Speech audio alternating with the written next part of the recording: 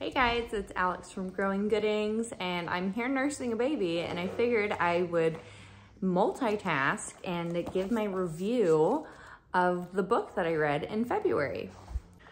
Okay, so if you're new here, in the month of February, I've been working on the habit of reading 10 pages from a nonfiction book every single day, and the first book that I was able to finish in February was this book, Hygge, which I had to look up how in the world do you pronounce this, and that is how you pronounce it, is Hygge, which is not how I had been reading it in my head. In my head, I had been saying Hygge. So, Hygge, and it's by Jamie Erickson, and I'm going to give you a quick review of what I thought about the book and if I think Christian women should be reading it. So a little bit of background on the book. The author, her name is Jamie Erickson, and Claire is deciding to not nurse.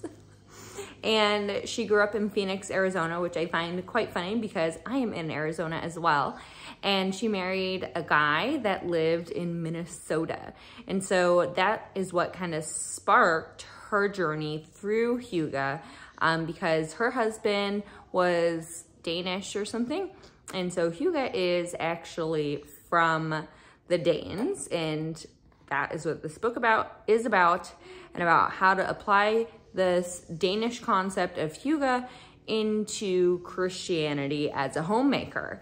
And so I think it's very interesting. I really do like her perspective. The book has, let me look real quick. The book has 8 chapters. It's a quick and easy read. It really flows very easily. You are not going to get bored reading it. Like some books I read, I'm like, oh my gosh, this is taking forever. This is not one of those books. It goes really quickly. The stories are relatable. And yeah, so that's kind of the background. I do like how well it is able to be read. So in the book, Jamie goes over the 7 principles or tenets of Hygge and what that is, and then kind of takes each one of those and translates it into how it can be applied to the gospel. And I find that very interesting. I did hear some people think that it treads on a very dangerous line for Christians, but I didn't quite see that. I can just see, as we should be doing as Christians, how we can take everything in our lives and give it to God and make it glorify God. And so I think that Jamie Erickson did a really good job with this in this book, of taking the tenets of what Hygge is and applying it how we can live that out as Christian women. So I just had to switch baby to the other side. So one of the things I did really like about this book was it really ties in homemaking and what it is to be a homemaker, whether or not she really said that in exact words. But I think it was really great because she talks about making the home and making your home a place where you can be hospitable to other people and host people, but that it's more than just being a good party host. It's about true hospitality as Christian women. So I really, really like that. And then another portion of the book was really about relationships and how this concept of Hygge would really lends itself to creating yourself and your environment so that you're more available to invest in those relationships with others in hopes to lead them to Christ. So I really did like that aspect as well. And then also in the book, she kind of goes over how Hygge is a really great way to center our life towards Christ, because it's focusing on not just the relationships in our life or making our house a home, but really that inner heart stuff of being okay, why are all these things in homemaking so important, and why do they need to be connected to Christ, and what's the benefit of that? And so I think she did a really good job with that aspect as well. And then I really loved that she ended the book talking about rest, because I am definitely in the season as a mom of 7 of very little rest, just even on like the nighttime rest because of Claire.